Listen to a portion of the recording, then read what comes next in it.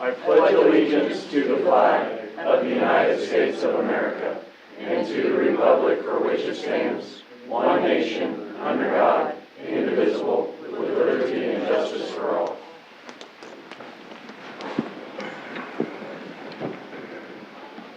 Roll call. Keating. Here. Snellings. Present. Behrens. Here. Schrader. Present. Grom. Here. Gurecki. Present. Beichman. Present. Ferris. Here. Quorum is present. Thank you. First up, we have approval of minutes from the regular meeting November 24th. Move to approve regular minutes, November 24th, 2025 is written. Second. Okay, it's been moved and seconded. Any further discussion? All those in favor say aye. Aye. Opposed? 8-0. Thank you. Next, we can, Madam Clerk, would you please read the certified election results from the county clerk? I, Sandra K. Wilson, Marshall County Clerk, Election Officer, do hereby certify the following persons were elected in the 2025 city/school general election. Mayor Todd Fry, Treasurer Kenneth Kiefer, Council Ward 1 Kyle Gurecki, Council Ward 2 Michelle Reinhardt, Council Ward 3 Lori A. Snellings, Council Ward 4 Jeffrey L. Keating. Witness my hand and official seal the 17th day of November 2025. Thank you very much. We have one outgoing council member here tonight, and we, in appreciation, would like to present her with a token of our appreciation.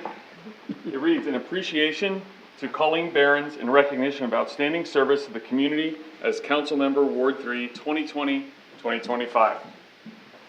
Thank you. Thank you very much for your service. Thank you. And continue. We want a picture, and we have to post for the Gotta get a newspaper. picture. Yes.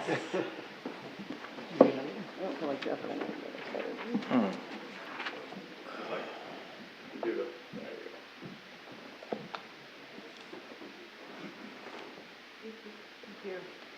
Thank you, Colleen. You're welcome. Thank you. Thank you. My Colleen, thank you. Thanks, Colleen. All right, so now we need to swear in our newly elected council member. Mayor. Mayor first. That'll be fine. Stand. Raise your right hand. I do solemnly swear. Repeat after I me. do solemnly swear That I will support the Constitution of the United States of America that I will support the Constitution of the United States of America and the Constitution of the State of Kansas, and the Constitution of the State of Kansas, and that I will faithfully perform the duties of mayor and I will faithfully perform the duties of mayor of the city of Marysville, Kansas. of the city of Marysville, Kansas. So help me God. So help me God. Thank you.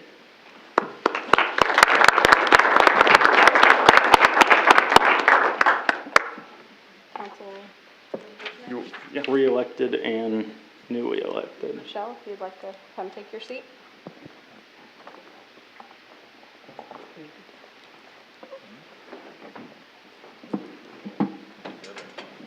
Okay, and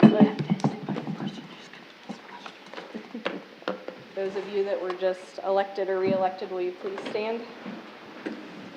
Raise your right hand. Sorry.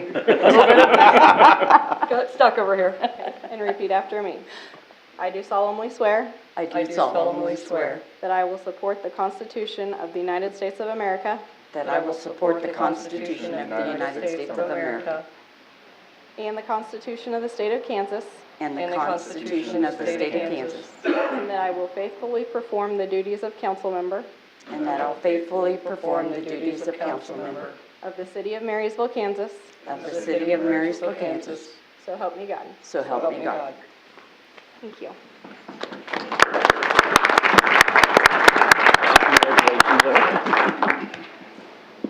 All right, now let's do roll call. Okay. Keating. Present. Snellings. Present. Reinhardt. Present. Schrader. Present. Grom. Present. Gurecki. Present. Beichman. Present. Barris. Present.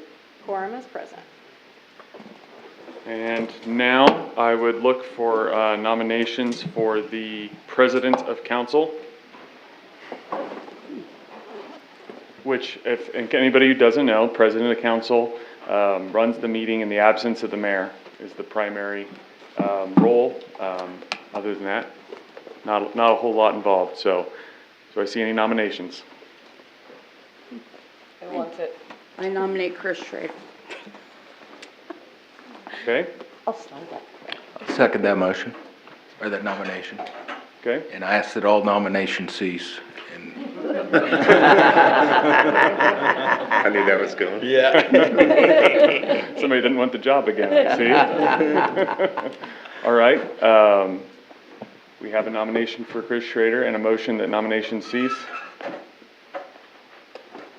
Second. Oh, we need, okay. Okay, on nomination ceasing and the proclamation of Chris Schrader as President of Council. Does anybody have any further discussion? Those in favor say aye. Aye. Opposed? All right, thank you. Okay, we will now move into public comments. Anyone who is not on the agenda would like to come forward at this time and speak to a maximum of 5 minutes. You're free to do so.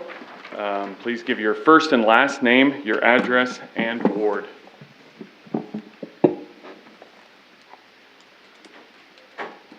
This is the biggest group I've ever seen that nobody wanted to come forward. Glenn's going twice. All right, we have on the agenda for public comments, Mandy Cook with the Marysville Public Library. Hello, council. It's so nice to see you. Welcome to the new council member, and congratulations to those who were just re-elected. So it's so neat that we have these screens up so the attendees can actually read what I presented as well, but I don't want to read the letter, but I will just hit some highlights in it for the council. Just letting you know that we continue to do our outreach. I go about twice monthly to Cambridge, and even though there's a small group there, it's something that I really enjoy. We've been working our way through the Little House on the Prairie series, and I have a resident who never misses it and tries to bring everybody with her, which is really cool. We also were super excited to be part of the beginning of the Christmas opening here in Marysville. Miss Lisa was so tired by the end of Saturday. It was amazing. So we're super excited that we were able to be part of One Marysville's Christmas opening, and we're going to continue to be a part of that as we go on. We do have a couple programs coming up that I just wanted to highlight for you. We have card games on Monday. Brian Froggle is going to teach you how to do pitch. I grew up playing pitch, but my mom and I were talking, I don't remember how to play it, so I'm really excited to learn how to play it again from Brian Froggle. We also have personalized house ornaments. We're going to make them out of air dry clay next Thursday, so bring a picture of your house and come and see if you can figure out how to be a master manipulator of that air dry clay. It's going to be lots of fun. And then I talked to just a little bit about here in the letter about the new year, but I didn't specify anything because I had to confirm a little bit. We are going to have a noon Year's Eve party on the 31st of December. If anybody has younger kids here watching, listening, we do know that little kids aren't wonderful at staying up until midnight. And so we like to have them celebrate as well. We will have a ball drop and a balloon drop around noon. Not around, on noon, at noon, and a couple of other games and things that we're going to present to the kids. And lastly, just to finish up, we're so pleased to announce that April Todd fills out our staff. So we are excited to have her there, and the staff is just wonderful. I'm really, really pleased and proud to be the director of the Marysville Public Library. Is there anything that I can answer questions for you, or anything that you would like to see from me the next time I come visit you? All right. Thank you so much. I appreciate the time. Thank you, Mandy. All right, we have no notices and hearings this evening. We will move into business and discussion items. First up, we have the Christmas North Park request from Liz Warren. There are notes as well in your And a map. packet and a map. Hi, Liz. Hello, how are you guys tonight? Good, doing well. I am here on behalf of our committee. This is our 6th Christmas in North Park. We just request to have 15 cones. Typically, they're dropped off on the Friday at Debbie Lane, and then we cross off or block off like 3 streets like to direct the one-way traffic. So we have not changed a thing in our 6 years, so the request is the same. Move to approve request. Second. Okay, it's been moved and seconded. Any further discussion? Those in favor say aye. Aye. Opposed? 8-0. Thank you. Thank you, Liz. Thank you. Next up, we have the e-waste recycling proposal from Mark Looper.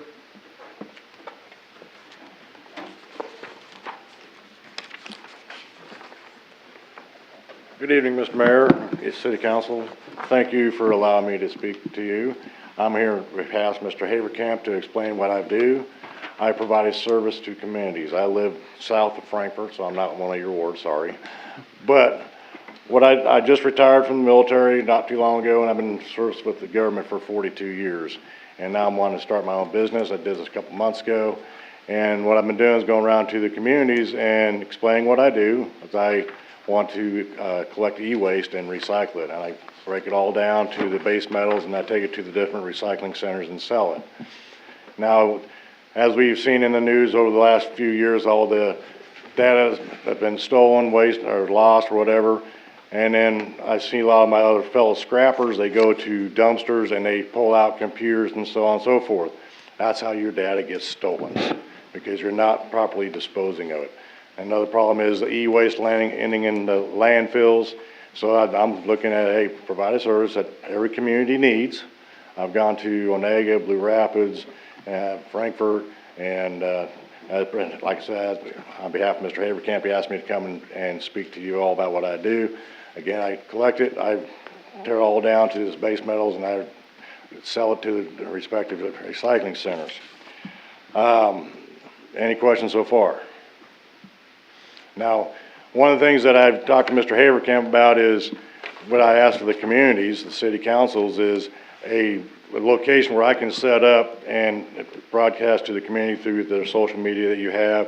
Say, hey, I'm here to collect your e-waste, and I'm just asking the city to, hey, you can park here or not. That's up to you guys. And I talked to a couple places to Mr. Haverkamp, but he said, Mr. Mayor, you wanted to discuss that.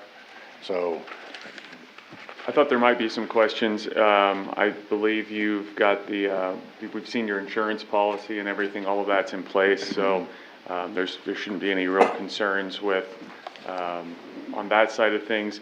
Do you, I guess where the rubber hits the road, is this a trailer where people deposit things? How does the transaction work?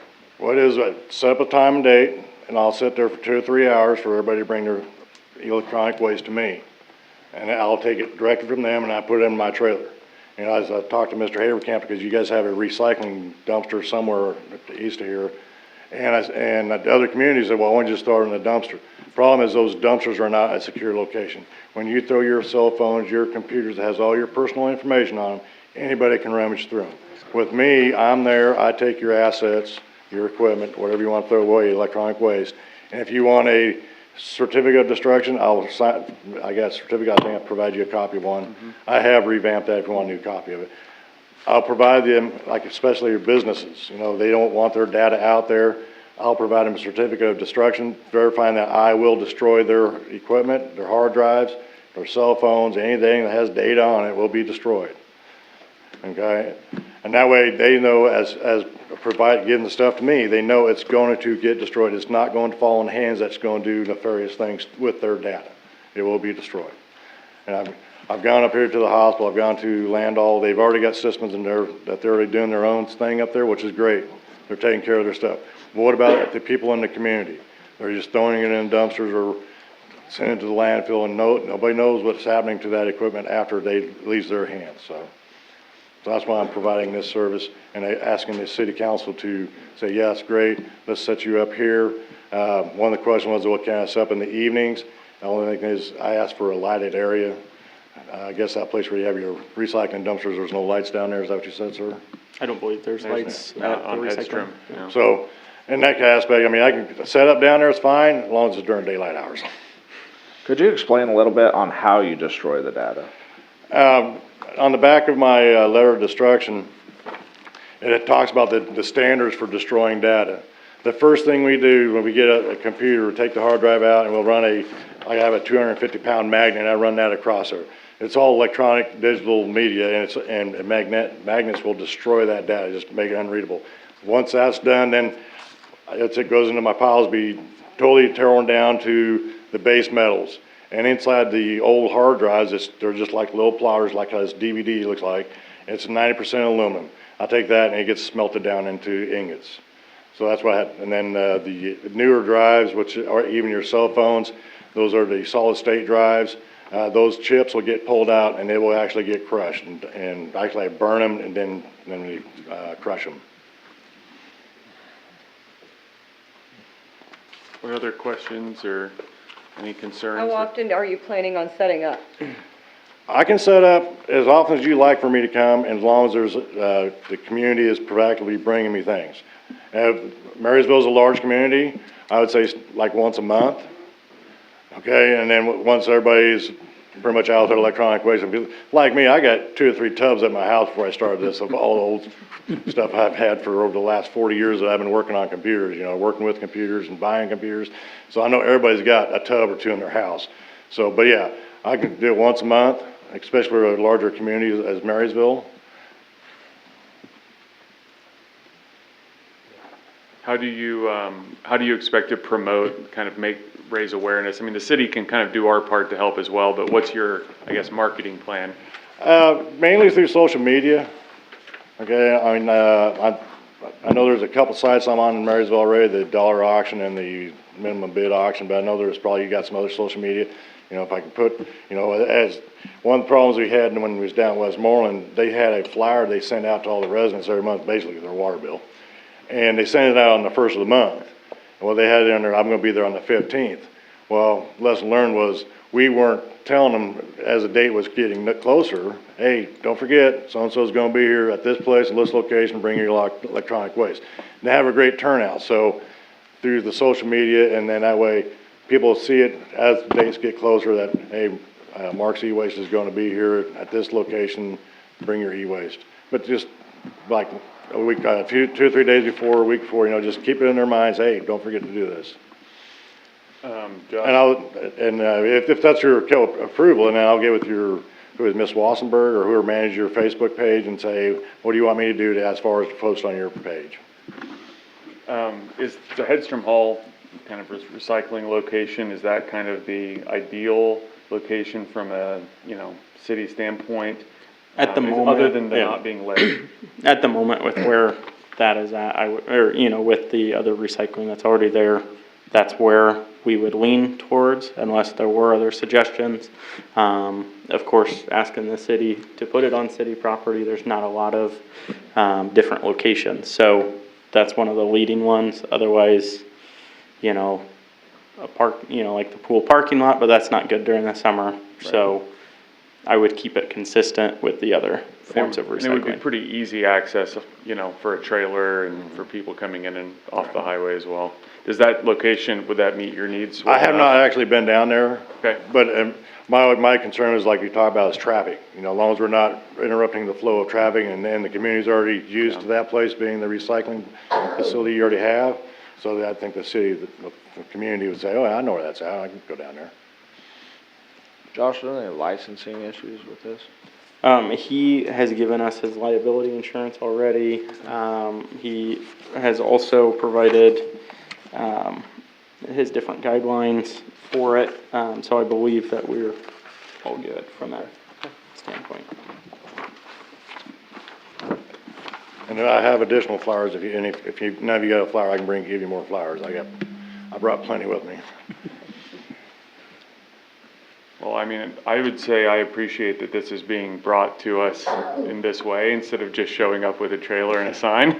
Well, you know, that's like I was telling Mr. Haverkamp, you know, I want to talk to the city and say, hey, you know, this is my plan, this is what I want to do, but I got to get your blessing on it. And I mean, I think it is a concern, the e-waste stuff. I know in Washington County they have some county-led protocols for that, but I don't believe we do here. And a lot of it does end up in probably regular trash or in places you wouldn't want it leaching into the soil or otherwise. So what's the council's thoughts on this? I mean, I don't see an issue with it on city property. He was saying he would request some more with lights. I know at our current recycling location, we don't have lights. That's only if it's in the evenings. Right. Which you're more than likely to do it when it's daytime at the Right, moment. I mean, during the winter months, it'd be during the daylight. I mean, come summer when it stays lighter later, you know, I can come up in the evening, and during the week, it might be fine too. Do you already have a date in mind? And like I've told the other communities, you know, it's Christmas season, everybody's out buying their new electronics, they're gonna have a whole bunch of old ones they wanna get rid of come January, right? So, my calendar for January,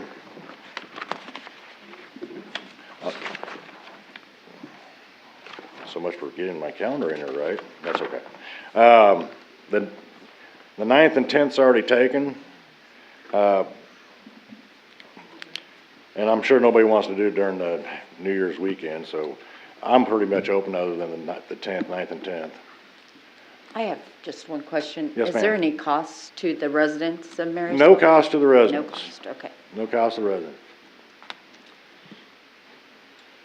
And even some of the businesses, you know, that since I'm just starting out, I'm even offering a free pickup for businesses in town. You know, I went to one bank already and they provided some stuff to me, and another bank said, oh, we already got a plan. That's great, you got great. I mean, when I hear a business has got a plan in place, I'm happy for them. For businesses that don't, if you can come by and pick it up, hey, give me a holler, I'll come and get it. And to your point, a lot of people do have tubs. I've got a couple old computers as well, so Yeah. I know that's a common thing. And it's good that he's, you know, given a certificate of destruction, and it's gonna be done in the proper way that people won't have to worry about their data getting breached or, you know, with all the scams and everything going on. So I'll go ahead and, move to approve the request to use city property for this. Do you want to do it on a annual basis indefinitely? How should we structure it? Josh, do you have thoughts on how I we would should- say either approve just the one time or approve, like a you year, know, like 2026? a couple months to see how it goes. I don't think I'd go quite a year. Hopefully that's amend that okay, to 6 submitting a months. request once that has expired again, if you feel like continuing it in the community. So you're basically January through June of 2026 Second. as needed. Okay, it's moved and seconded. Is there any further discussion?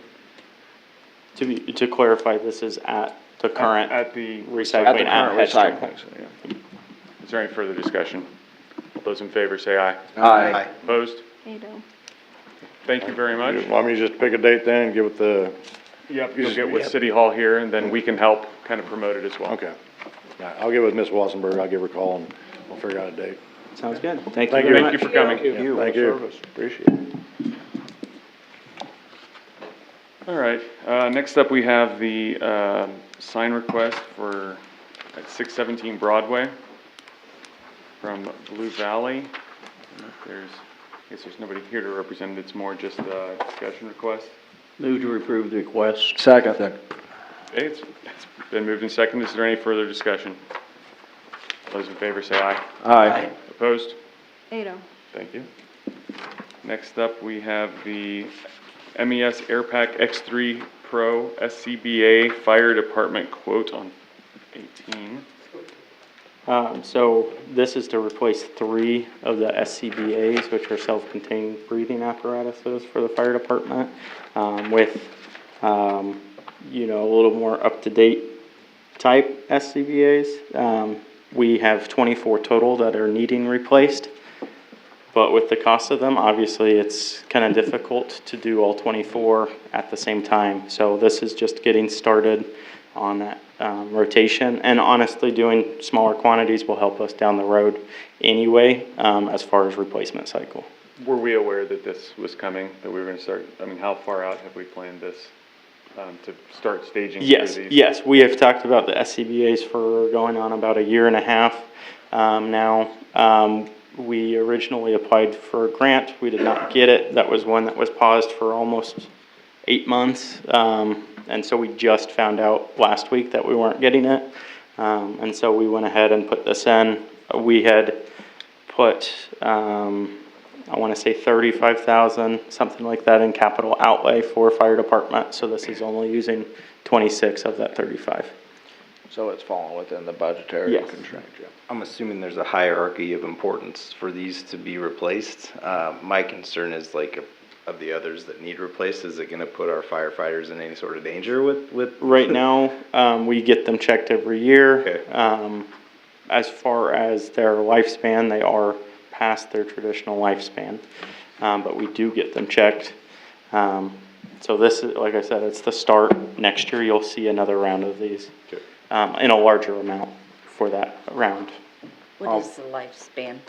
I want to say, I thought it was 10 years. I don't know if anybody on the fire department's in here, but I believe it's 10 years.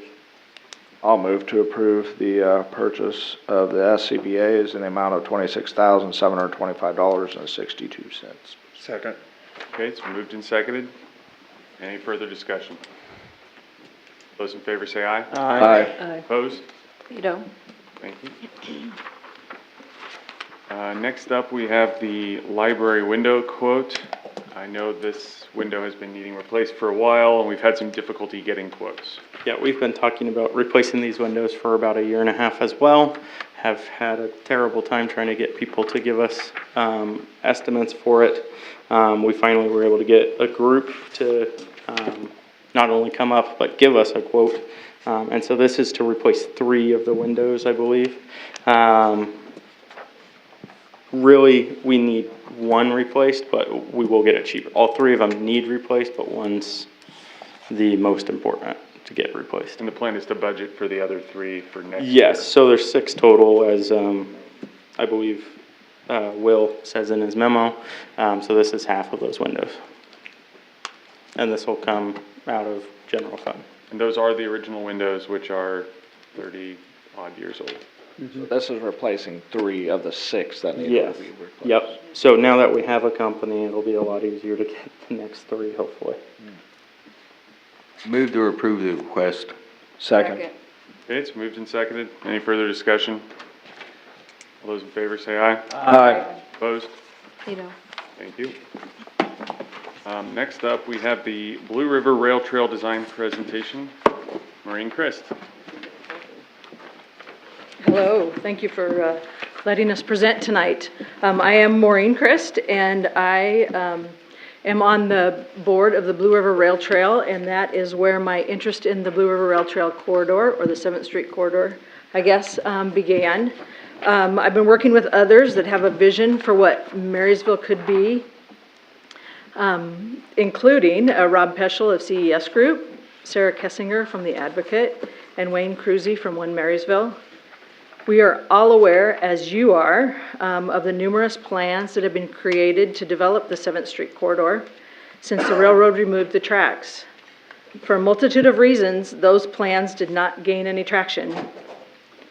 This time, we decided to try something different. The plan we're going to show you tonight is gaining momentum because this time the process began with research and conversations. We gathered others that have similar interest in the project, like Dave Lynn from the Historic Depot, Mike Miller from Partnership for Growth, Todd Fry, Josh Haverkamp, and Jeff Keating provided feedback from the city's perspective. Then we went and we visited with others, like the property owners along the corridor, Dan Wassenberg, Jesse Edwards, Kevin Cromie, and Pam and Jeff Schroller. We talked to the Depot Board, the Trail Board, One Marysville, the Youth Advisory Council, and the Farmers Market. We tried to incorporate as many of their ideas as possible, and then we went back to show them what we came up with to make sure that we got it right. Rob Peschel pulled in Greg Yeager, architect Greg Yeager, to bring it all together and create a plan for the corridor that we're really excited about. And Greg is here to share that with you. Can I take over the screen?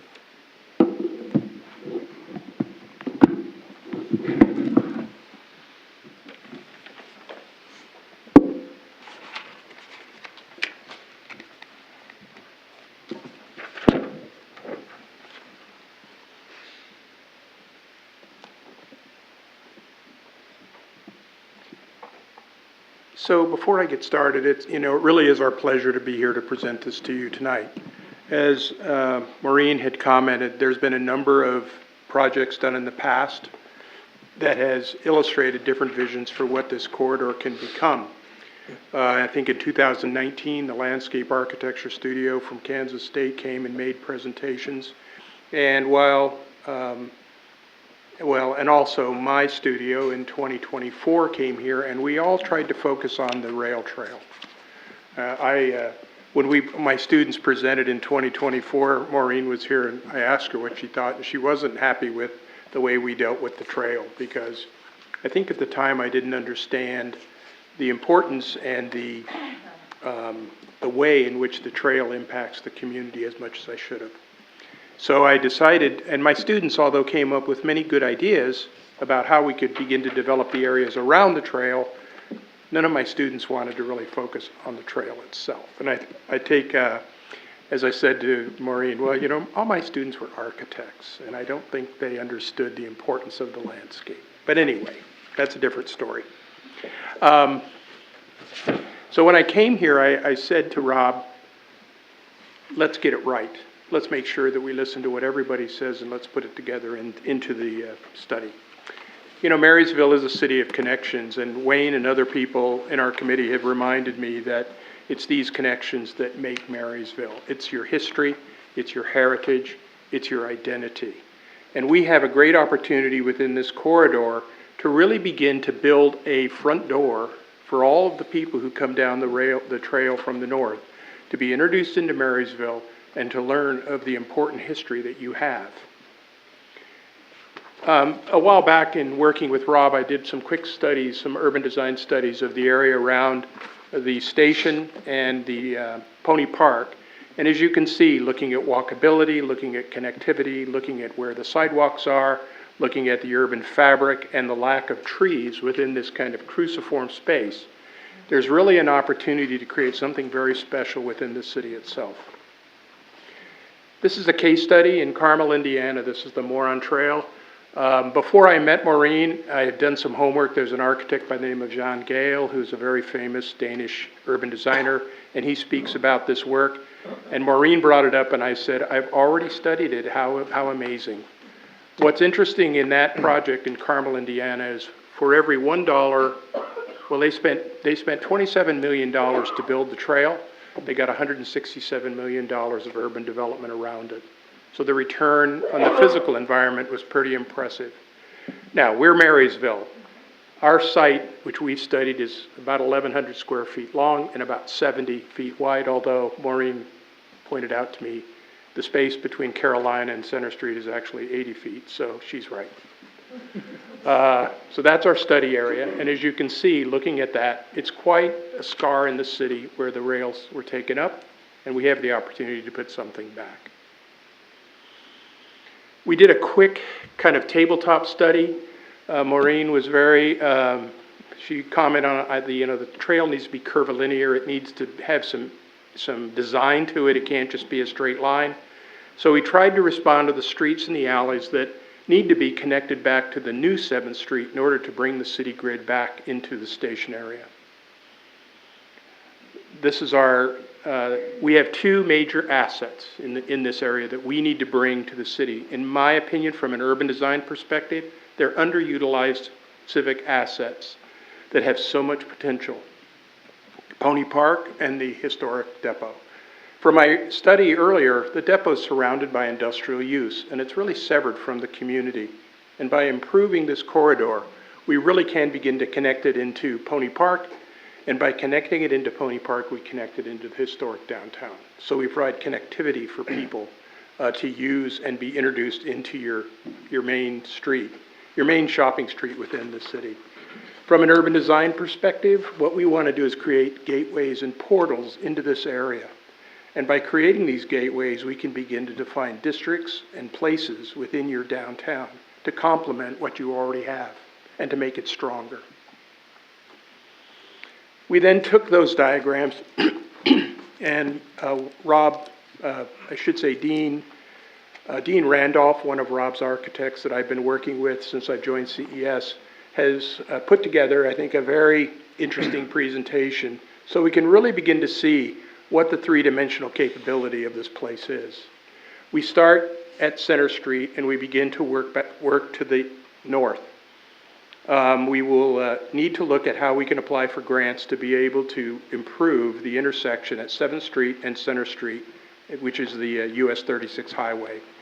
It's from my understanding that once we do that, we probably have to change some of the entry points into the adjacent property owners, and we will look at doing off-street parking for them at the frontages of their stores. We also want to look at improving the sewer connectivity in this area and looking at how we can bring bioswales and other means into helping solve some of the future stormwater issues that are under discussion here at the City Council meeting tonight. By making this green corridor, we will then transition into the park where we want to build an entry pavilion into the district, which is defined by the historic Union Pacific Depot. And we want to make it part of the architectural character of the station, which is Spanish colonial architecture and designed by a very famous architect noted for his buildings throughout the United States. Wayne has beat up on me a number of times because I have not responded to the culture and the issues of Marysville, particularly around the black squirrel. Now, I haven't hit any as I've driven through town, so I understand there's a fine of $500 if I kill one. So I am very cautious when I come to Marysville. But all my friends in Manhattan are always very interested about the black squirrel. So I originally had a fountain, and the mayor has told me that, you know what, fountains are a pain. So we've replaced it as the Black Squirrel Plaza. We also think that Marysville's Union Depot needs to have two front doors, not the one that it currently has. And we would like to begin to bring a civic plaza to that space. One of my favorite places in Washington, D.C. is a place called Freedom Plaza, where Lafont's plan of Washington, D.C. is drawn as a plaza, and the history of Washington is for all to see. And I think we can do a similar study in this plaza in front of the Union Pacific Depot. In my conversations with Mike Welch today, he said, you know, we can talk about the railroad, the roundhouse, the United Freight or the United Fruit Express. All of these things are very interesting in your history. And yes, we can begin to look at how we can tell that story within this public square. As we move further north, we want to provide places for children to play areas within the master plan. We've also recommended that, yes, we need to bring the caboose into this part of the plan and begin to look at how we can create an Airbnb or some real use to the caboose. I recently drove through Strong City. They have a beautiful train station there. They have their caboose right out on the corner, and that's all that it is a caboose. We need to do something better. So as we walk from Pony Park up through this green corridor, the goal is to really create this green space that serves as the gateway and the connection to the historic Union Pacific Depot. The pavilion, in a style that reflects the station, is a very important gateway with signage that welcomes people to the Union, what I call the Union Pacific Depot District. I'm sorry I couldn't find a black squirrel.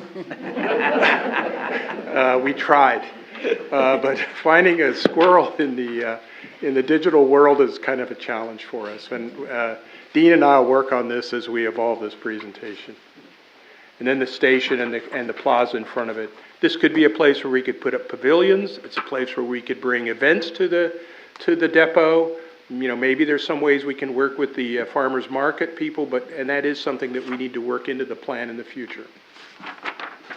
And then, you know, we want this plaza to begin to tell a story of what Marysville's all about. You have a very unique history and one that we hope we can tell to the people who visit. This is a view up the trail looking north. We've passed the central square. You can see some symbols in the plan. One of the ideas is that this path is reflection of the Blue River. It's a very important ecosystem. It's a very important waterway from pre-settlement times. And we want to then identify and celebrate all of the communities that are located upon the Blue River, from Nebraska, Sewell, Nebraska to Manhattan, Kansas. Might also be an opportunity for us to get some sponsorship from them to advertise for themselves. A bioswale that ties into your stormwater sewer planning, we would like to see that be planted in native Kansas grasses and native Kansas flowers, and that would be a balance between a green space that would then connect to the green lawns of the historic station. In Maureen's comments with the students or with the youth committee, they said they wanted places to sit and meet with their friends and to hang out in a public space. So I have just moved to Houston, Texas. In our community, we have a beautiful park. We have places where people can sit out, and it is used all the time. We want to do the same thing here. This is the northern pavilion so that when people are riding their bikes from Nebraska, they can stop. And what we see this is, it's an opportunity for them to learn everything they can about Marysville and hopefully stay and increase what they call in the industry the dwell time that they would spend in Marysville and in this area. We also want this to be a place that is occupied at night. So some of these play areas that we've created within the park can be lit and active both day and night. And we also want to use the 7th Street Loop that we're creating as a place for food trucks and other places to hold events and activities. You can see the beginnings of the blue rail, the blue line for the river and the marker for the communities. Just some views looking at this. You know, with the changing of the intersection, we would need to redesign the frontage for the Napa Auto Store, and I've heard stories that that gentleman would like to expand his operation, and this might give him the opportunity to do that. But we really want this green linkage to Pony Park, linking the trail at the station. This is looking from the northeast and from the southeast. Maureen came up with some interesting data. You have your gravel dash with August, September, sometime in that part of the year. This is the amount of internet interest in your rail trail here in Marysville over the course of that time in the autumn of this year, and you can see there seems to be a lot of interest on the internet in your trail. And as I said earlier, some of these theming ideas, one is about how we could identify the Blue River as one element and tie that into the design. Hopefully we could go after some public art funding and public art grants to be able to make some of these things happen. I have a number of colleagues who are involved in creating civic art pieces throughout the country, and it would be interesting to get some of them involved in bidding or coming after some of these projects. And we need to tie the railroad into this, and with the existing brick walkway where the existing platform used to be, we could look at bringing a timeline of the history of the railroad in Marysville itself. It's a very rich part of your history, and it's something that we need to celebrate.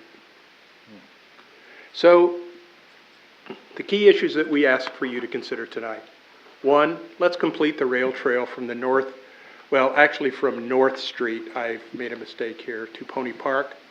It's about, I can't remember what the distance is, but you're actually about 6,000 feet from the trailhead out at the, out of town, down here to Pony Park. We want to use this trail in the linear park to stitch the east and the west half of Marysville back together again. The rail line separated you into the other side of the tracks and the right side of the tracks. We want to correct that problem. We want to capture the synergy of the Union Pacific Depot and Pony Park to really tie it together into a historic district and really begin to link your historic downtown and your historic Union Pacific Depot together. And we want to use this linear park to create a 7th Street address both on the north and south sides of the Broadway Center Street parallel streets to really look at what you can begin to do with some of that property that exists that is currently underutilized along those edges, and hopefully address some other issues that the city needs. So what we need to accomplish over the next few months is to validate this design direction through this community engagement, and tonight I think is the first step in that. Second is we want to start the funding process to begin to look to determine how we can design, construct, and develop this area. We need to develop a budget, and we need to have some assistance in seeking the grant writing support that we need in order to go after the grants. So far, the Kansas Department of Transportation has expressed strong interest in this through more word of mouth and not having seen any of this work that we have done. And then we need to develop that funding strategy. We need to go after local, state, federal grants and potential public and private investors and donors to be able to make this happen. The fourth step is we need to engage K-State's resources as best we can to work with the K-State 105 program, with the TAB, and with the College of Architecture, Planning and Design to tap into their resources to help us make this happen. And I will say for my friends at CAPD, I would guide them better than I did last time. I'm a K-State alum. I taught at K-State from 1980 to 1984. I'm very active in the department, and I was asked to come back and be a visiting professor in Manhattan and at their program in Italy in 2024. And Dean DeNoble, who was the dean before Dean McClure, he got his hands deep into my wallet, and my wife and I sponsor a design studio in Manhattan. So I'm pretty well engaged in the university. We need your support. We need the support of the City Council to help us pursue state, local, federal grants and opportunities. We need you to allow us to go talk to these people in support of Marysville. And we need your endorsement in our submissions and our public relations that we go after these. We're not here today, I think, to ask for money, but we do want you to realize that a lot of people have invested a lot of energy, time, and their own pro bono professional services to this to get to this point today. As Maureen has commented, these are the people that she has met with over time, and as you can see, it's a quite extensive list of people in the community, particularly the adjacent property owners, and we listened to their comments and concerns and made those adjustments into our planning. So these are the groups that we have met with, and as you can see, we still have some check boxes to fill in here. We want to meet with the USD 364 administrators, local, county, state, and federal agencies, state and federal representatives, and any corporate sponsorship and donors that we can see fit to help us on this effort. So, what are the benefits to the city? One, we want to build this missing link for connecting the trail to Pony Park, the historic downtown, when we see more ridership, more tourism, and more spend. The average cyclist spends anywhere from the neighborhood of, $80 to $200 per person per trip. I've seen numbers even higher. A number of people in Manhattan that I know who are avid bikers kind of supported me in those numbers. We want to build a more connected community by bringing the east, the west, the north, and the south around Pony Park and, of course, the downtown. Excuse me. So what are we asking from you tonight? One, we need your support and endorsement for the rail trail in this linear park, and we need your support with the public. Two, we need you to encourage, support, and participate in our dialogue with officials. And can you introduce us to people who could help us achieve this vision? And three, we need your support in beginning to start the process in order to obtain grants and donations. As I said earlier, we're not asking for money, we're asking for your endorsement. So we have a video that we put together, and and it even has music.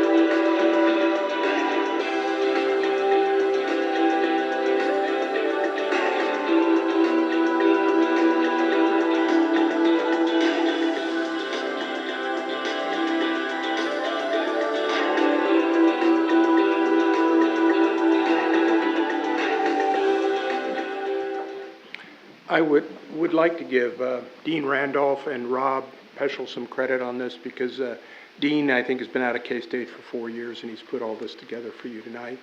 And I'm really amazed at what the young people can do today. So anyway, February 1, 2026 is a time when we need to be able to put some documentation together for a submission to the to KDOT for the Safe Streets program. Now, February 1 doesn't guarantee that we will be able to submit a grant for that. We have to be invited to submit the grant. But we need to do our homework to be able to have our information together so we can present it to them, so hopefully we can be selected to submit a grant under the Safe Streets programs. I know there's been a number of comments made in public media about costs and related to other roads and other things, but we're seeking grants for funding particularly for this type of project. We don't want to take those resources from any other programs that the city may be undertaking to help solve some of the issues within the city today. So, thank you. What questions, comments, thoughts does the council have? I would say that, yeah, I've been kind of involved in a little bit in an advisory role to kind of give a little bit of background color and discuss also. I mean, I'm an avid trail user myself. I think we've had a lot of false starts on this over the years, and I think a lot of that's we either have pie in the sky ideas or we don't have enough of a groundswell, but I think this is the kind of effort, there's a grassroots effort here. I mean, to build this up, to talk to the people involved, the people that be affected, positive and negative, get all their input and get, do a lot of work, not coming and asking just us to do it, us to plan it, but it is incumbent on us to facilitate it. And I think we should give our full-throated support to it. Now, that said, if you've got questions, I think it's appropriate that we discuss that now. Well, I have a couple comments. I gotta say, I just don't have the ability to look at something and see what it can be. It's more my wife's department. But seeing this presentation and reading through everything, I gotta say, how amazing would it be to walk in downtown Marysville and walk through a park like that? How you're gonna keep people from stealing the bocce balls? I don't know, put GPS inside them, I don't know. But, We'll put trackers in them. But how exciting is it to see something like this put together and to see what the potential could be? It could drive tourism, development. I mean, the potentials are just astronomical of what this could provide. And I think too, there was some effort here not to go too pie in the sky. He mentioned the water fountain, and my comment there was because I know a lot of places that have issues with maintenance, and I said, kind of, if we can do some smart things here that won't cost a lot up front, but that will make sure we can take care of it and maintain it and improve it over time. I noticed too there were some restrooms.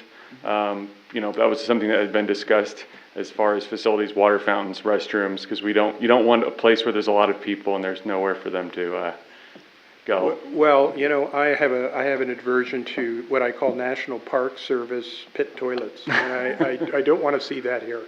If we can find some sort of self-cleaning, good-looking toilet, I'm okay with putting toilets in here. I also had some images. The city of Tokyo has hired kind of starchitects to design their public toilets throughout the city, and they're quite amazing. So, let's use this as an opportunity to create a buzz about what Marysville can be. And, I have to thank my cousin Anita Welch, or Carlett Welch, who introduced me to Marysville in 2015, and I've always been interested in your community, even when I was a student at K-State. And I do think when I called her and said, I need a project for my design studio, she offered to come up here and meet everybody here. So I'm glad that this is kind of a culmination of a lot of thinking that has happened over the past 3 years to get us to a point and to really sit down and meet with Maureen and the Trail Committee to make this vision happen. There's a lot of people who have spent a lot of time coming up with this vision. It's not just us, the architects, it's the community. So, something else you'd mentioned was the Youth Advisory Council. I know Maureen came and talked to them. I was at that meeting as well. Honestly, I think if you could witness the excitement of them seeing this kind of project, I mean, this is them seeing, commitment for us to find places for them, kind of a third place inside the community, and an investment in, the kind of, place they want to come back to. It's probably one of the more excitable things they've brought up so far was this, and kind of their input and how they can be involved. And I mean, I know this project might take some time, it will take some time, but they understand that this was something that, they'll still benefit from, and people younger than them will benefit from, and it's got elements for all generations and for the whole community. Yeah, a lot of cities have an issue with, or smaller, cities have an issue with getting their youth to stay or even come back.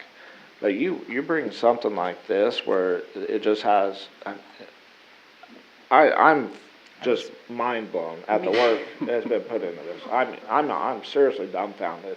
The things you have thought of, the type of gardens, the yard games, the trails, the entries, the tree, I'm just flabbergasted by it. I mean, my mind is like exploding right now.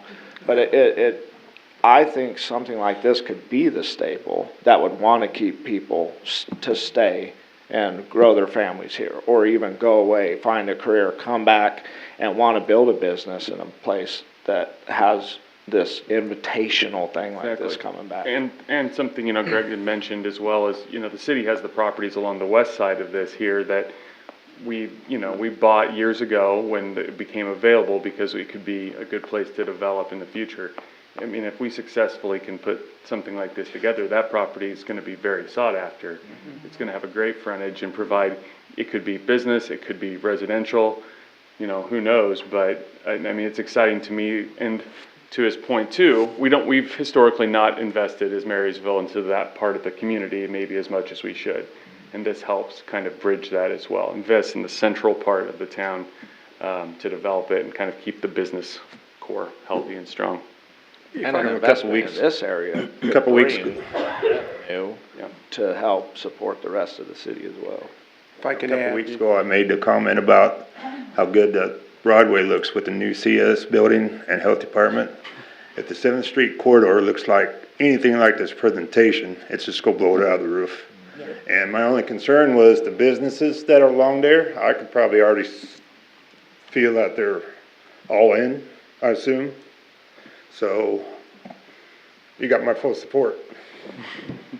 Great, thank you. One thing from my students when I've taught this last semester, I was amazed at how many of them were from small Kansas rural communities and how many of them wanted to go back. So, there's the interest. And as I've said, since I've become involved in Marysville, people want what towns like Marysville has to offer. And, I've worked on projects all over the world, in China, in the United Kingdom, in the United Arab Emirates, everywhere. And I think this is the one project that I think will really jumpstart many of the community things that you're bringing up tonight. I thank you for bringing those up. So. We would have to probably keep all the heavy trucks on 6th Street permanently now. Yeah, this would not be a great place for that. But that was part of the discussion with, when we were talking about the 7th Street was, this project has been many years in the discussion and hasn't come to fruition. Well, this is the way you jumpstart it, is a lot of people put a lot of time and treasure and again, not asking for us to come and throw money at another plan. They're building the plan, they're doing this work, they're asking for us, for our support, and then moving ahead and finding some of these funding options. If you get all the funding for this, what's your timeline? How long will this all take, do you know? Rob?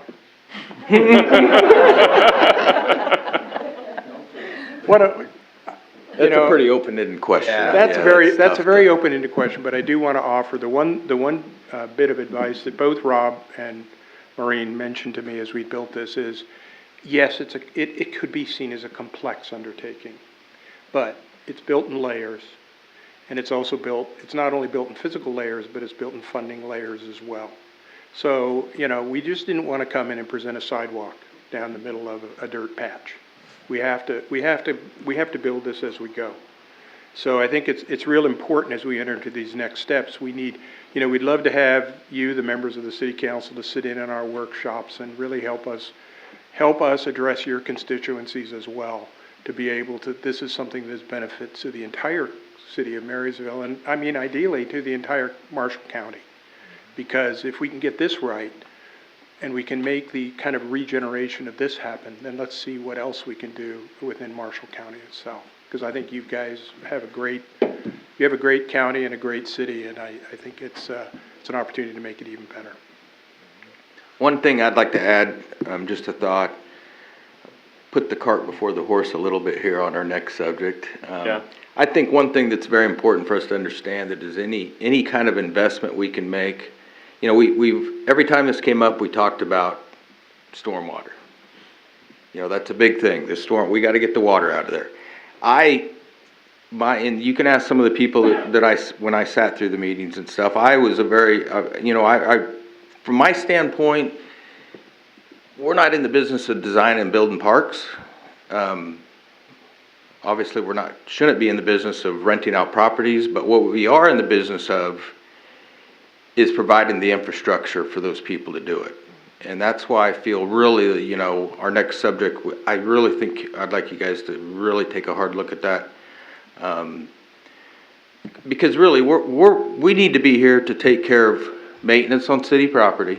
We need to take care of, make sure that the sanitary sewer leaves the property, storm water leaves the property, and we can get water to the property. And we pull the snow off the road and mow the grass. That's really what it comes down to. Yeah. We're not here to run the train. We're not architects, and we're not, you know, we're probably not, as a group collectively, gonna devote the kind of time that this group has. Oh, no. To close that, until we get into the next subject, I would like to ask for a motion for the city council to provide the support to this group, be it our endorsements, possibility they might need a sponsor for a CBD grant, just like we're doing at the Kester Block for the Frontier property. Yeah. So my motion is requesting that we provide that full support that we can within our means to this group. Second. And I presume that would also entail letters of support, material support, like you said. Full support. A lot of the funding options may have to run through us. Correct. But it's the least we can do when there's this many community members coming forward to do the work for the community. So, a lot of work. Okay, there's a motion and a second. Is there any further discussion? I'd just like to take the opportunity to thank anybody that was involved with the amount of time that was put into this. I understand that is very time consuming, and the amount of passion and excitement that is clearly put into this is very, very exciting. So thank you very much. Yep, beautiful presentation. Thank you. I would note, there were a few disagreements along the way. All part of collective thinking. That's always the process. It's called collective thinking. You know? I would like to offer, though, in coming up in your next conversation, is the stormwater sewer aspects of this is an important underpinning of this project. And we've been thinking about how we can address that through some of this design to help address the stormwater issues, particularly around using bioswales and other ways to reduce the amount of stormwater that we put into the sewer system. So, you know, we hope that if you approve that we can help influence that with this. Rob, Do you have some other comments, Rob? Real quick, if I have just 30 Sure. seconds. Keith, I don't want to leave you hanging with your question about how long it would take. That depends on when we get funding, but I will tell you that we're working on a couple other projects for small communities that aren't anywhere close to this type of a project, and from application to the end of construction is 2 years. However, the thing I wanted to leave you with, a lens to look through, is we were in vacationing by Glacier National this last summer at Kalispell, Montana, and we were eating at a brewery, and right outside the brewery was a beautiful, not even as nice as this.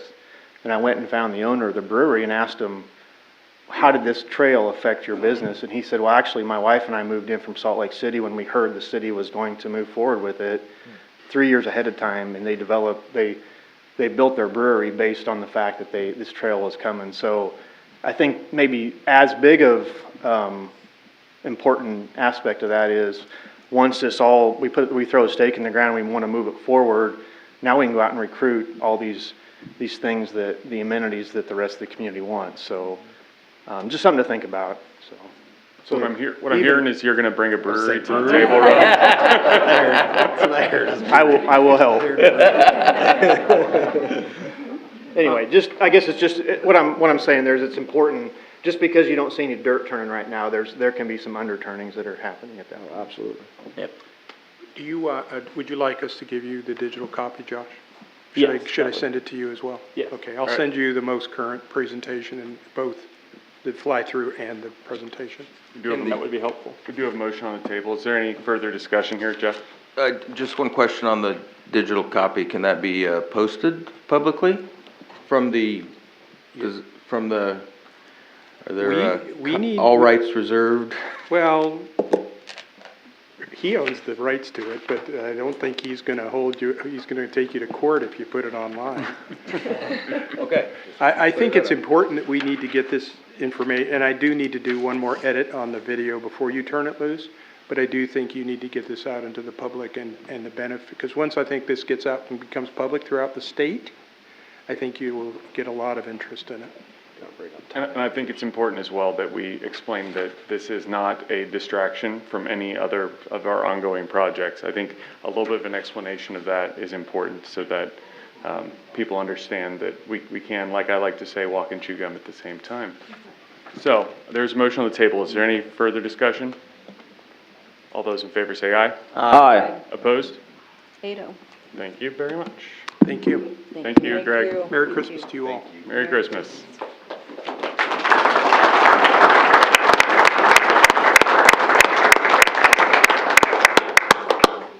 All right, next up, we have the 7th Street Corridor Stormwater RFP.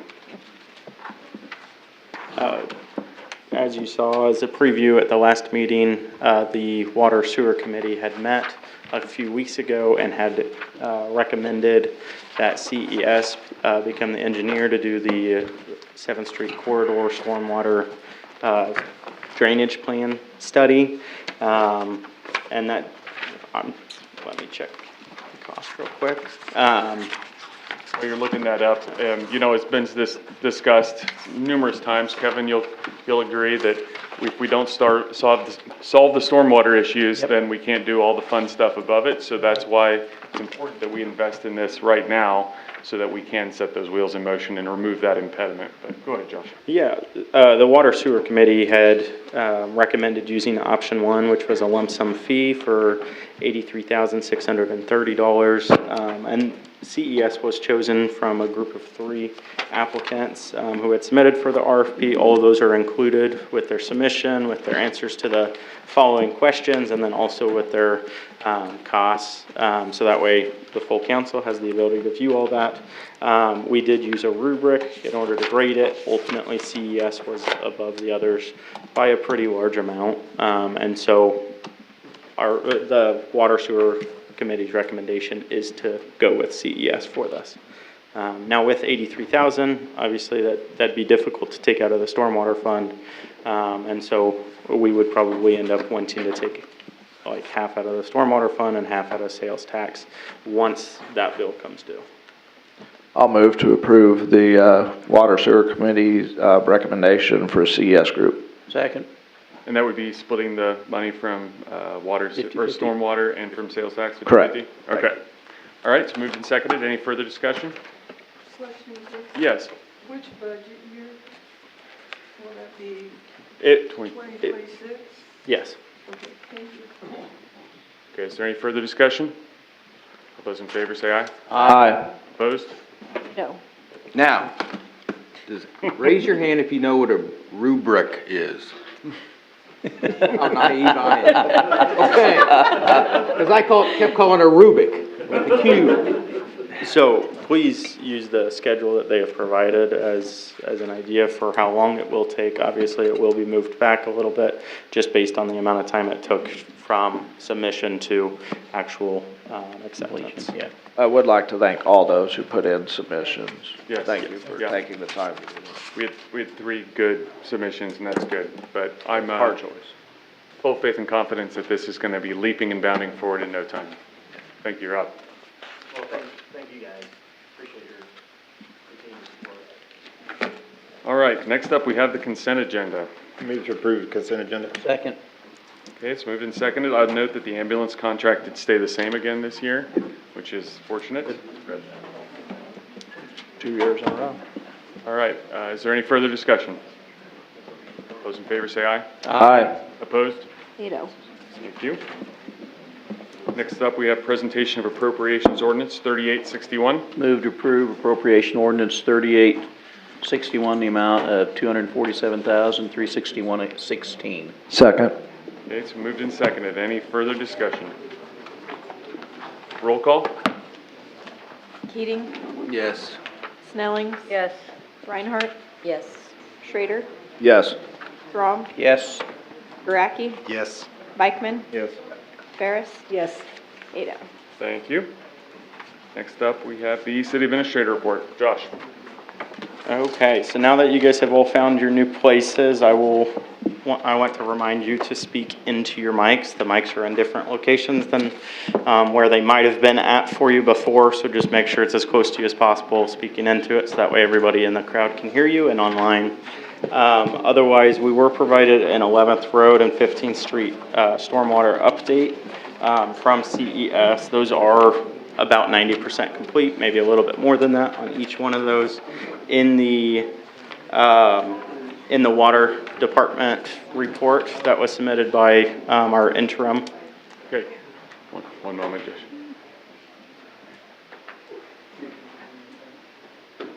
I know everybody's excited, but it's really hard for the mics to pick up people when we have a lot of chatting. I'm sorry. So please take your excitement outside in the cold. Thanks.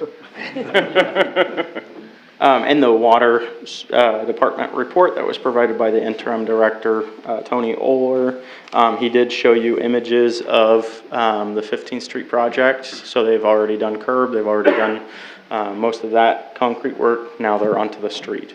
So feel free to drive by it just to see on that. Obviously, with it getting cold, you know, they're really hopeful that it holds out for a little bit longer so they can get it poured.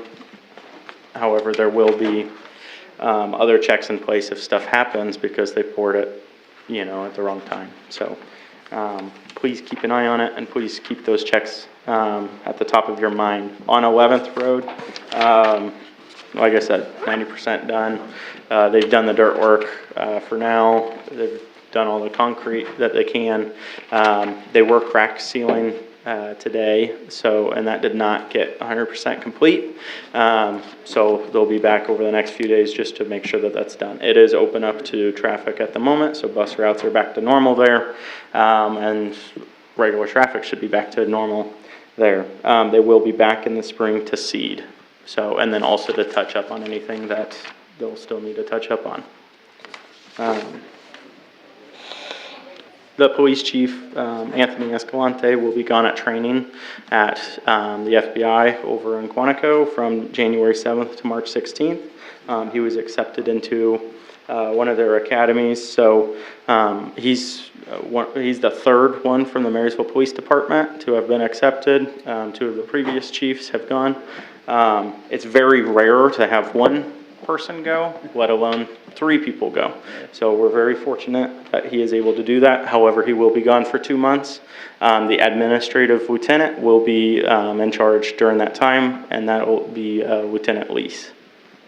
Staff has started working on the budget process. We plan to meet on December 22nd just to try to get ready for council budget process. So hopefully I'll get to see what their priorities are, and then we'll meet and talk about council's priorities and try to cut down some of all of those different areas that we can spend money on. And then back to the police department. Debrina Johnson will be graduating from the police academy on December 12th down in Hutchinson. So after that day, please feel free to congratulate her. She is one of the top in her class, doing excellent on all the tests, doing excellent on all the field stuff. So, you know, once she comes back and gets into training here, you'll definitely see the work that she's able to do. Also in the water department report, the state is now mandating that we test for PFAS and PFOS, which are forever chemicals. We're still awaiting the results from that test, so I'll try to keep you updated as that comes in, just to see if we might have some in our community. I believe we checked directly at the wells, so that's the best place to test as far as what's getting into the full community. In the office, we're working towards trying to get the side of the 617 Broadway cleaned out. We have a tentative shred day of December 15th, so that way we can get it all cleaned out and get fully moved over to the old fire department building. We hope to be done before the end of the year. And then, yeah, we're wanting to schedule the extra December meeting so that way we can do payroll before the end of the year. We're hoping for December 30th if everybody is available. If you have to do the 29th, then we would probably do the evenings. However, if it's the 30th, we can do any time throughout the day. So during the workday, during a lunch break, whatever works, we'll be getting a hold of you so that way we can get it scheduled. But that's the tentative day that we're hoping for. And then I just wanted to say thank you to Colleen. I've been here just over a year and a half, and she's helped guide me every step of the way. She's been very helpful as a council member, and hopefully she'll be willing to join lots of boards and committees. She's already been named to one. Yes. So, that's all I have. All right, thanks, Josh. I don't know if you want me to, I would bring it up later, but since we're discussing roads and things, 12th Road. What's our status for re-rock improving 12th Road beyond the current state? So the rock that we found, so originally when I reported at the last council meeting, we thought we had a rock that we wanted to go with. We went down, got a sample of it, and it was way finer than what we wanted it to be. So then, and that was on Monday before Thanksgiving. So we had 2 days before Thanksgiving break, and then of course with the snow. So in those 2 days, we went searching through a bunch of the quarries. We ended up finding one that was still a little bit more fine than what we would hope for, but a lot better than the one that we had originally thought we were going to go with. I don't think it's quite doing as good as what we would hope. So we, since then, however, we have found another one up at Beatrice that's a lot better, a lot more solid than what, those other ones were. I hope that this one will do better. When are we planning on applying it? We'll talk to Steve and see when he's hoping. And something I've had a couple people from the neighborhood out there ask about is how far we are re-rocking. I know we are not, the township is responsible for the rock beyond a certain point, but south of thought we were McKeating's. responsible Yes, for the rock, so and they we made have, it. it's half and half for rock. We've had conversations with the township, and the township has decided that they're not ready to pay for more gravel at this point until the end of the year, just due to budget. Can we cover it and they pay us back at the end of the year? We can talk to them again. I think there's a lot of concern, and I understand, because if you have to drive on it, you don't really care whose responsibility it is so much as getting it fixed, because it's the way you get to your house. So I think there's quite a bit of concern about us rocking the whole thing, assuming this rock is good. It's definitely way worse after you get off our section. I know it is. I know it is. I've been out there. So I think we need to either press on them or find a way to make some sort of deal to get that all done at the same time while we're doing it. One thing I'd like to add to that, could we go back in our records and just see how often we've cost shared that with the township? Because I've been out there since 2014, and they grade it, but there hasn't been a lot of rock put down in that time frame. And I would say that if you would like an exhibit to see just what it's like, I did intentionally not clean my Jeep.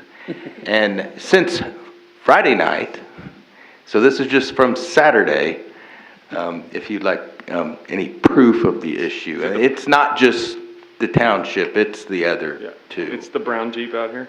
Yeah, it's a brown Jeep out here that used to be black. And what's happening, just from observation, what's happened is, you know, everybody knows on a country road, driver's side, you share the same lane.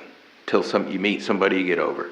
What happens is, instead of a crown, we have a little crown, and then a dip, a little crown, and then a dip, little crown, and a dip. So we have water going down 3 thoroughfares, down our roads, city and township.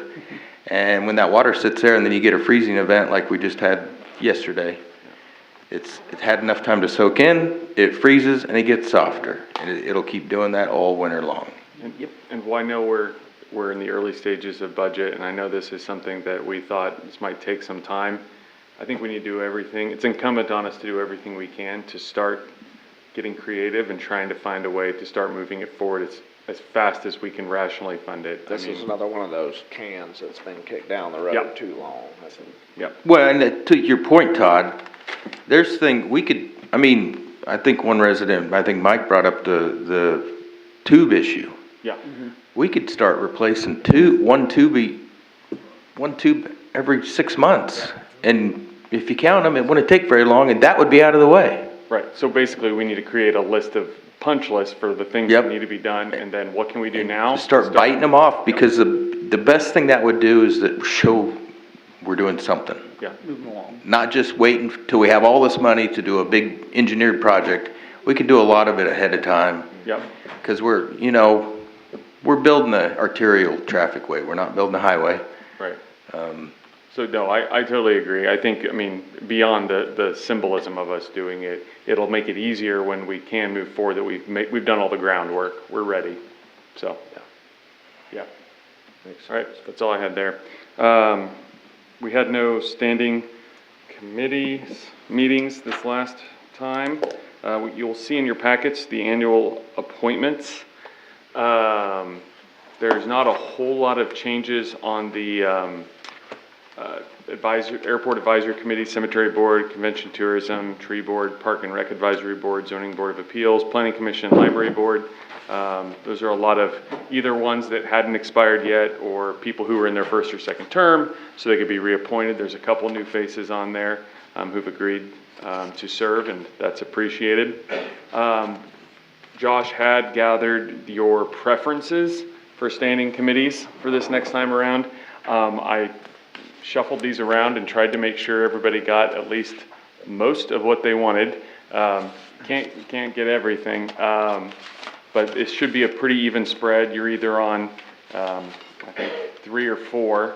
Everybody's on 3 or 4. If you don't like your committee assignment, that's okay, and it's also too bad. I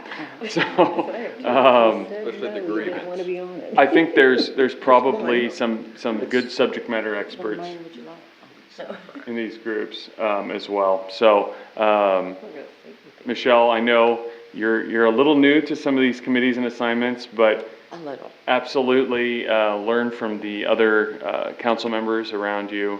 And I think it'll be good. I think this is kind of a good chance for everybody to leverage the expertise they have and spread their wings on some new committees. So I think Kevin's been on every committee under the sun at this point. He was on the horse and cart committee when he came on council. So I don't know, I guess I would ask for a motion to approve. Move to approve the mayor's appointments. Second. Okay, moved and seconded. Any further discussion? How can we get more involved if we're always on the same committee every year, every time, and not on other committees? Well, you're not on the same ones every time. Which ones? I went by your preference. I've been on the cemetery, airport every time. Well, you're so good at it. I mean, if you'd be bad at it. I've never been on the street, never been on the water. Did you mention that you wanted to? Never been on the island. Did you ask to be on I those? just figured you'd be smart enough to rotate. No, there's no rotation. He went off preference. Here's how this works. Here's how this works, Councilman Beichman.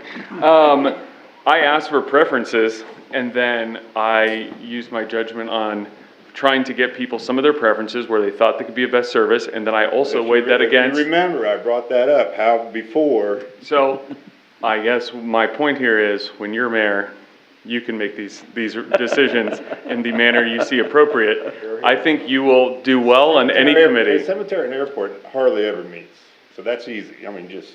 Well, we can certainly try to meet more often, if you would like. Give you admin and finance for that. So, as part of this, I know we have a motion on the table, but as part of this, I want it to be a discussion about having chairs. I think these committees all should have a chair, and I think the chair should report what that meeting, what they discussed, that committee, the last time they met. And I think they should also call the meetings and try to move things forward, like meeting more often, because I think there's things the airport committee could probably meet on, even if it's just quarterly or biannually.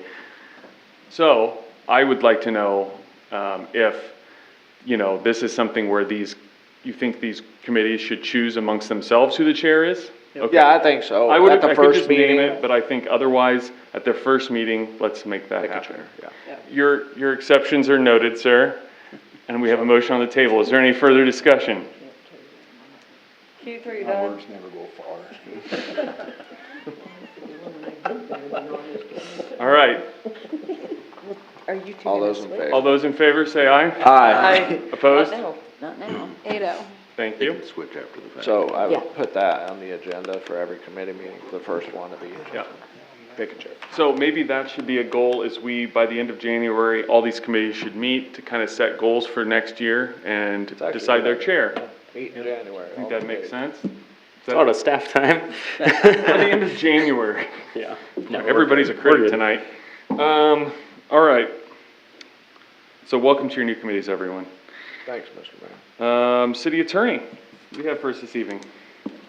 Nothing pressing. I would say just one little thing of advice, especially when it comes to road agreements with townships or anything like that. Going back, talking about what records may or may not be out there. If we come to an agreement, I think any type of memorandum of agreement is always very appropriate, especially for shared services. So if we're going to start anything new or novel, or just to refresh our common understanding, I would recommend that be thought of. Would you recommend that in situations where we've got de facto agreements, we go back and try to create at this time some memorandums and create a library of them and go through this? Yeah, I'd let prudence dictate, but that's usually a very good thing. I know it's going to take staff time, but can you identify some cases, or as they come, can we try to attack them? This might be a good start. Well, we already have this one written up. Okay. Actually, so. Okay. We're good on that one, but yeah, we can identify as they come. I'm in favor of putting out fires before they start, so thank you for that. Anything else, Mr. Attorney? Okay. No, Mayor. Have you started the process about putting the parking spot as a no parking in front of the United States Bank branch there along the highway? We won't need to put that through as an ordinance or anything. That'll be just taking that individual. Handled administratively? Yeah. Yep, as we reline it, or once it's resurfaced, then that one would just not be put back. Can we do it before then? It would take, a little bit of time, but yeah, we would try to figure out. The parking spot on the south side of Center Street at 11th, west of 11th Street by the United Bank branch and State Farm office. There's a parking spot that actually goes up to the crosswalk, making it difficult. If we wanted to try to do it right away, then yes, I would suggest doing a no parking right there on that one. It just seems it would seem a little redundant. But while it's painted, it makes sense to have it. So it would just take. Until we get it resurfaced, can we just paint no parking there and solve it that way?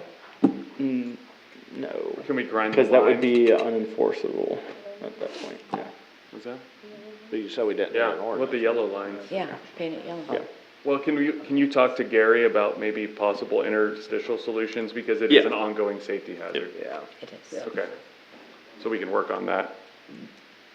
See? Look at me listening to Keith. Your words carried, Keith. Does anybody have a need for an executive session tonight? Okay, we'll move forward to council comments. Jeff? I have nothing other than welcome to council. Ditto. Lori? I got nothing either. Michelle? Here to learn. Good, great, Will, welcome. whether you want to or not. That's right. Chris. Just congratulations to the new council members and those re-elected, and also to the mayor. Enjoy your committee assignments. I'm sure we'll learn a lot from those. Do we have a meeting before Christmas? Yeah. Yes. We will have, a regular meeting before Christmas, and I would like to have an admin finance as soon as possible. Okay. So, yeah, I won't say Merry Christmas yet. But, I will say that presentation to all those who did the work on that That's excellent. was absolutely probably one of the best presentations I've seen. Of course, I haven't seen a lot because I haven't been in this position a long time, but that was very well done. It looks like it took a lot of time and effort, and I know those people were doing that on their own time and their own dime, so thank you to those who did that. It was very well done. Yeah, agreed. Chris? Good. Congratulations, Michelle. Thank you. Colleen, sorry to see you go. Oh, yeah, goodbye, Colleen. Thank you. I had to stop myself from asking questions. Raising your hand. No, I have nothing else, sir. Thank you. Kyle? Couple of complaints for Jayhawk, North. Just wanted to bring that to your attention. So if we're looking at potentially getting some rock, maybe we could incorporate that as well. 8th Street as well. 8th Street, yep, 8th Jayhawk. So, And North. yep, yeah, Oh, correct. Yes. That's it for me. Thanks. Keith? Not at this time, no. Sheree? Enjoyed the fireworks Saturday. I think downtown had quite a few people. I didn't get to see you light the tree, but welcome, Michelle. Colleen. That's about it. Well, yes, welcome very much, Michelle. We look forward to your addition to our council. You've got some shoes to fill. Also, yes, we had a great turnout, I thought, downtown on Saturday night for a delayed event because of the weather, and a successful lighting and fireworks, and I hope that grows every year like the tree. I think I said that at the time. I'd like to think that can be a bigger event. I think the fire crew had a pretty good feed. Yep. I know it was probably not as big the week before when they had to move it to the fire hall, but it was delicious both times. So, I did want to mention, I know it was discussed earlier with the e-recycling that there's not lights at the recycling trailers up there at Hedstrom Hall. Why isn't there? Why don't we have an outside light there? It'd be convenient for people taking recycling as well in the winter. It'd be real easy to put it in the north side of that That's building. exactly what I wondered. Can we Let's do a wall pack out there, Yeah. Yeah, anything. or a caretaker or Yeah. something. I mean, it might not be enough light for I mean, the there's a street e-recycling, light but, on Carolina, Yeah. but it doesn't. and there's that lights over far on the north. fire hall, but it's kind of in between. It's Yeah. in the shadows. Yeah. So if we could look at that, I mean, I'm sure we've got electricity there, so it shouldn't be a big ask. And other than that, that's all I had. There will be cake and coffee out here, so please stick around afterwards if you need that in your life. Well, now that you said cake, I will. Either one. Well, at least we got Keith with the cake. All right. Move to that's all I- adjourn. Second. Moved and seconded. Any further discussion? Those in favor say aye. Aye. Opposed? We're adjourned. After all. Mr. Mayor?